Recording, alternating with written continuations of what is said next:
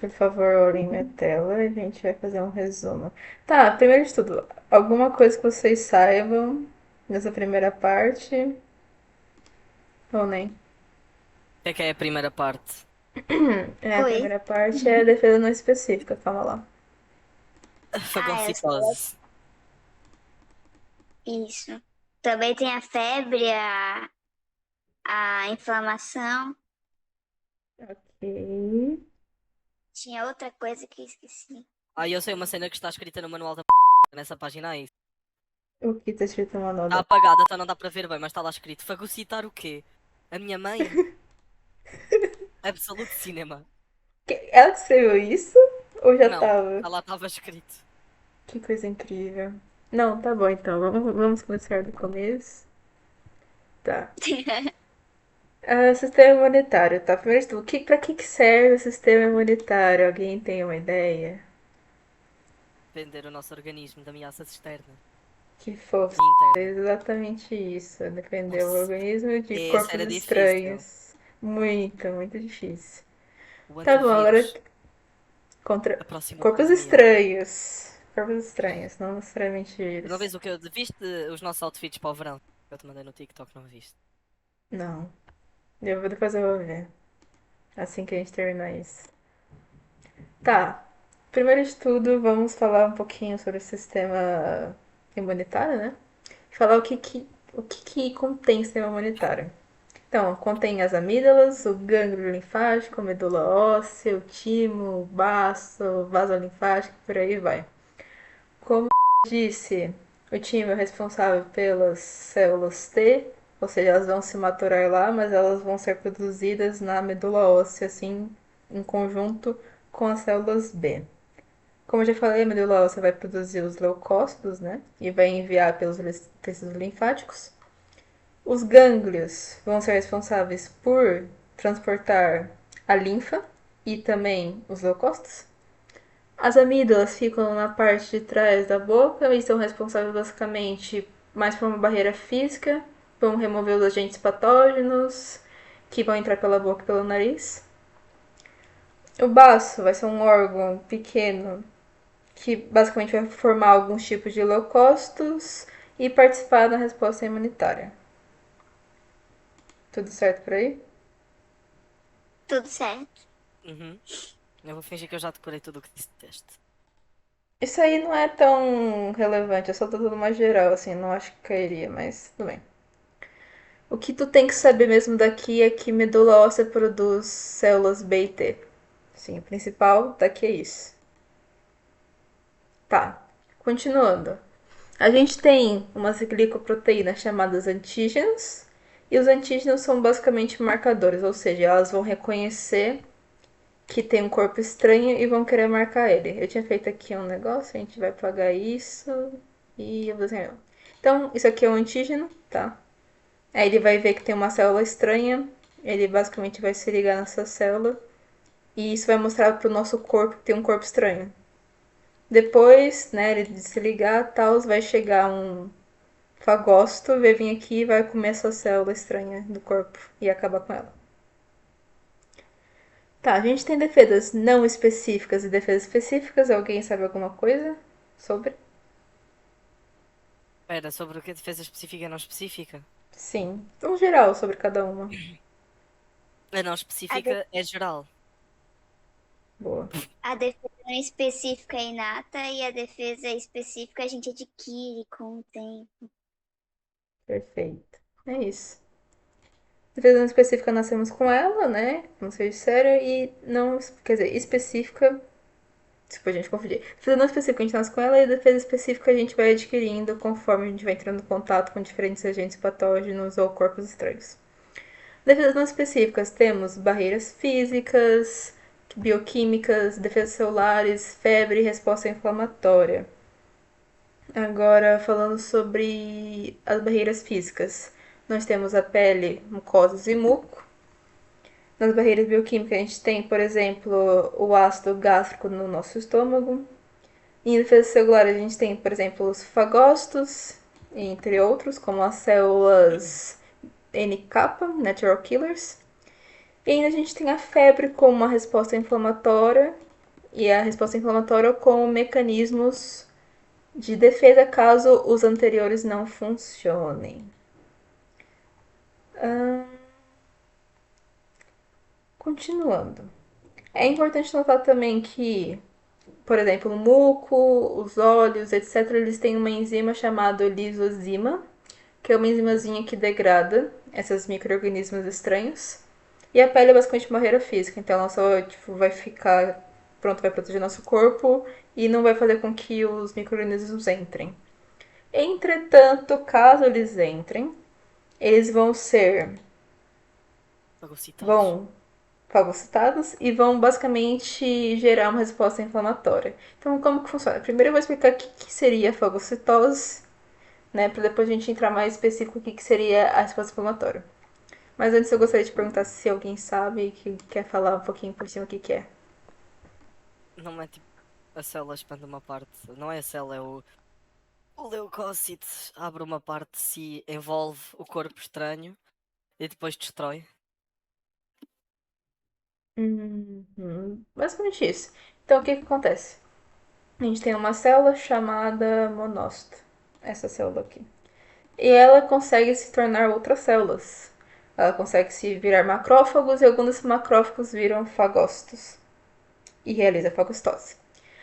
Os fagócitos, então, vão ser uma molécula grandinha assim, e elas vão criar, como você disse, Soares, uns pezinhos. Elas vão basicamente se estender e vão engolir a bactéria que foi marcada anteriormente, né, como estranha no nosso corpo.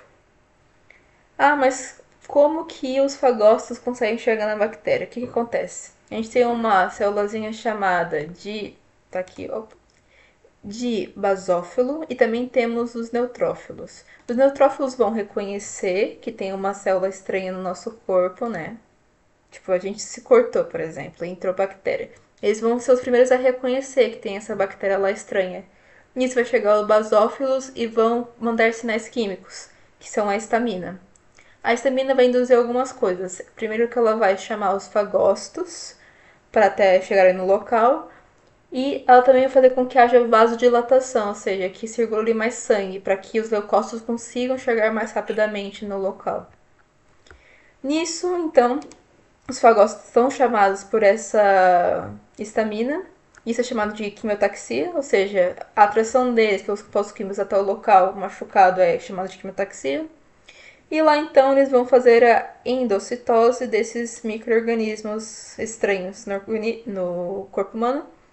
Vão fazer todo esse negocinho, vão fazer uma vesiculazinha, a vesiculazinha vai encher de lisossomas, que tem a lisozima, que é um composto que degrada, e depois ele vai jogar o resto fora por exocitose. Esse resto de célula morta vai criar o pus que a gente conhece, mas esse pus também vai ser posteriormente degradado pelo fagócito do mesmo jeito. Mas vocês já sabem o que acontece. Neutrófilo chega primeiro, ele vai ver, vai reconhecer. Basófilo vai mandar o sinal químico para histamina. Chega o monócido, ele vai entrar, ele tá na corrente sanguínea, né? Ele vai entrar para a pele fazendo a diapétese, ou seja, a capacidade dele mudar de forma chama-se diapétese. E lá dentro vai virar um macrófago. E vai fagocitar tudo. É isso. Continuando, a gente também tem outros tipos de defesas não específicas, uma vez que essa também pode não ser suficiente. Outra delas chama sistema complemento, que são 20 proteínazinhas que tem uns formatos meio estranhos, tipo agulha e tal. O que elas fazem? Basicamente, elas vão na membrana do microorganismo estranho, né? Vão lá na membrana dele e furam ele. Quando elas furam essa membrana, elas fazem um poro. E esse poro vai provocar duas coisas. Ou na primeira delas, o micro. Calma lá que eu perdi meu mouse de lugar. Ah, a bateria acabou do mouse, um segundo. Enfim, ou na primeira delas, a gente vai ter basicamente a saída do citoplasma do microorganismo para fora, né? E vai fazer com que murche esse microorganismo. Ou numa segunda alternativa ainda, vai acontecer a lise celular, ou seja, em vez de sair aqui de fora o líquido, né, o citoplasma, vai entrar o líquido exterior a esse microorganismo, fazendo com que ele inche e depois exploda. A gente também tem a febre, eu acho que é bem fácil de entender como que funciona. Basicamente, tem um micro-organismo, ele não consegue se reproduzir a partir de temperaturas acima de 37 graus. Ou seja, nosso corpo vai mandar um sinal químico para o cérebro, ou seja, vai acontecer uma produção de citocina que manda um sinal químico para o cérebro e ele aumenta a temperatura corporal para acima dos 37 graus. Isso também vai desnaturar proteínas, por isso, se a temperatura estiver muito alta, é sempre recomendado tomar uma coisa antes de fazer a febre descer, porque isso também vai afetar o nosso corpo. A gente também tem, por último, tipo de defesa não específica, os interferões, que são as proteínas que basicamente aumentam a resistência às células vizinhas. Então, você tem aqui uma célula, ela vai ser infectada por um vírus. O DNA viral vai tentar se produzir usando o nosso DNA, no caso, né? Só que aí, antes de ele conseguir fazer isso, nosso DNA basicamente nota isso e produz um mRNA que vira essa proteínazinha chamada interferão. O interferão, ainda quando a célula está sendo infectada pelo vírus, ele sai da célula e vai para a célula vizinha. Na célula vizinha, basicamente, vai fazer com que ela produza mais proteínas contra esse vírus ou aumente sua resistência de alguma forma. Dessa forma, basicamente, inibindo a replicação e dispersão viral. Tá. Defesas específicas. Basicamente, são realizadas pelos linfócitos B e T. Os linfócitos B e T são produzidos na medula óssea, só que os linfócitos T apenas são madurados no timo. Eles saem da medula óssea ainda imaturos. Temos a imunidade humoral e a imunidade celular. A humoral é garantida pelos linfócitos B e ocorre nos fluidos do corpo, os humores. Lá o que vai acontecer? Basicamente, a gente tem aqui nossa célulazinha e ela tem um receptor na membrana dela. Essa célulazinha é o linfócito B. Nisso vai chegar um antigênio, né? Um antigênio, que é um corpo estranho. E o que vai acontecer basicamente é que ela vai começar a se dividir. Vai se dividir em várias. E grande parte dela vai virar um plasmócito, que são células que produzem anticorpos, enquanto uma outra parte vai virar células de memória, para caso ela for infectada de novo pelo mesmo corpo estranho ou entre em contato com o mesmo antigênio, ela entenda que tem que produzir diretamente esses plasmócitos para conseguir fazer anticorpos para matar mais rapidamente essa célula estranha. Aqui está basicamente como que o anticorpo funciona. Lembrando que o anticorpo também pode ser chamado de hemoglobina. Então, basicamente, ele tem uma região constante, que é chamada de cadeia pesada, e outra variável, que é chamada de cadeia leve. A cadeia leve, ou região variável, vai se ligar com o antigênio, formando então um complexo antigênio-anticorpo. Esse complexo basicamente promove a inativação dos antigênios e a destruição dos agentes patógenos. Eles basicamente vão se ligar, vai todo mundo ficar juntinho e depois eles vão vir aqui na molécula, são esses aqui, tá? Vão vir aqui no microorganismo grande e vão ficar ligados a ele, basicamente impedindo ele funcionar devidamente.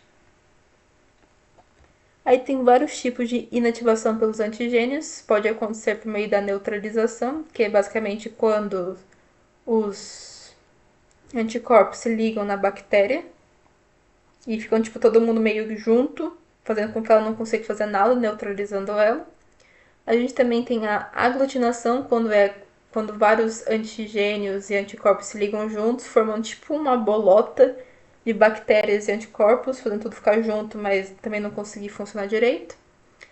Temos a precipitação dos antigênios solúveis, mas isso aí a gente não entra em detalhes nessa parte.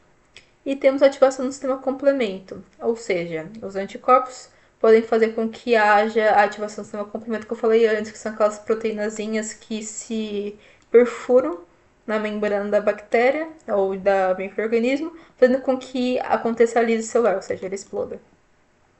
Esses três primeiros basicamente neutralizam ou fazem parar a função, mas mesmo assim depois tem que ir lá o fagócito e comer a bactéria para ela deixar de existir realmente. A gente tem a imunidade celular, que é mediada pelos linfócitos T.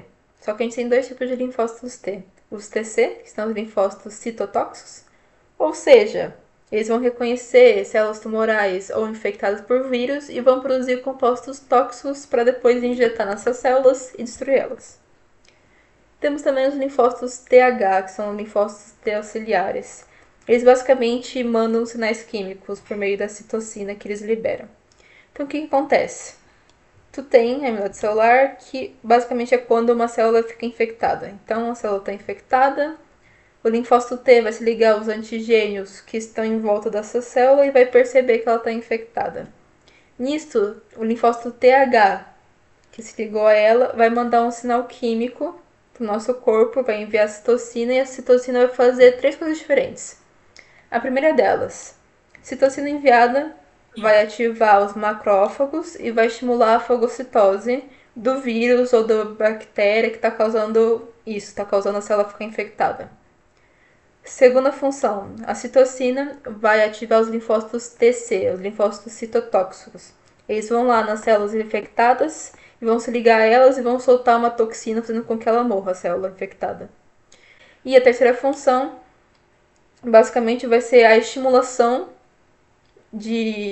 a partir da citocina nas moléculas TH que vão estimular os linfócitos B a produzir células de memória. Ou seja, citocina liberada vai estimular outro TH que está por lá a produzir células de memória e esse TH também vai estimular o linfócito B a produzir células de memória. É importante notar que nessa parte os dois sempre funcionam juntos, tá? As defesas específicas. Então, nesse processo aqui, tudo acontece tudo ao mesmo tempo. E é por isso que a produção de células de memórias como eu falo? É estimulada pelos linfócitos TH e não por um linfócito B aleatório. A gente também tem os transplantes, eu acho que essa matéria é mais fácil. Se alguém quiser falar sobre E dá-me transplantes. essa imagem da frente já imediatamente. Calma, Cruz. pronto, não dá pra ver. Tá, a gente tem um Obrigado. autotransplante e o alotransplante. O alotransplante é basicamente um transplante entre dois indivíduos diferentes. São geneticamente distintos, então tem que ter toda aquela aprovação para ver se vai dar compatibilidade, etc. Mas tem muito mais chance de acontecer rejeição se for uma pessoa estranha do que alguém da família ou coisa assim. E tem os autotransplantes, que são transplantes que acontecem de parte da própria pessoa. Ou seja, sei lá, se você se queimou na mão, você pode transplantar parte da sua pele, sei lá, da perna ou algum outro lugar na mão. Basicamente recuperando a parte queimada. E normalmente não tem rejeição por ser da mesma pessoa. É importante lembrar que a galera que faz transplante toma uma coisa chamada imunossupressor para diminuir a imunidade. Por quê? Porque quando você faz um transplante, o corpo vai achar que aquele órgão transplantado, por não ser de você, é um corpo estranho.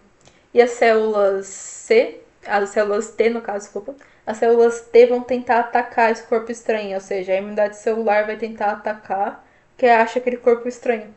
Muitas vezes acaba obstruindo e fazendo com que não tenha compatibilidade, etc. Isso faz com que então o transplante não ocorra de maneira boa. E é por isso que a galera toma imunossupressor para diminuir a imunidade e a célula T não ir atacar o órgão transplantado. O imunossupressor também pode causar. Faz com que a pessoa esteja mais suscetível a doenças oportunistas, né? Obviamente. E também pode causar alguns tipos de cancro. Porque, lembrando que são células T que reconhecem as células tumorais. Já falando da memória imunitária. Basicamente o que vai acontecer. Eu acho que isso é bem fácil, bem autoexplicativo. Se alguém quiser explicar, eu agradeço até. Quer tentar? Pera, o gráfico. Eu lembro-me desse gráfico, mais ou Pronto. menos. Então vai. Então, pronto, a primeira exposição tem aquela demora que é por causa do reconhecimento para saber que tipo de doença é que é, né? Para depois Uhum. irem os leucócitos certos a atacar a cena. Se comparar, pronto, quando é a segunda exposição já lá temos os de memória que ficaram lá. Por Uhum. isso, vai ser detectado mais rápido e vai ser produzidos mais anticorpos rapidamente para parar o corpo estranho. Enquanto que quando é outro antigênio, novo, diferente, que é o que está ali no B, vai voltar a ter a demora que ainda não foi É. reconhecido.